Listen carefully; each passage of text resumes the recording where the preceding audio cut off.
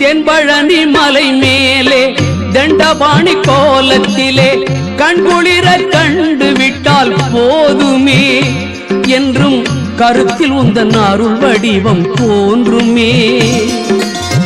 தென்பழனி மலை மேலே தண்டபாணி கோலத்திலே கண்குளிர கண்டு விட்டால் போதுமே என்றும் கருத்தில் உந்தன் அருள் வடிவம் தோன்றுமே.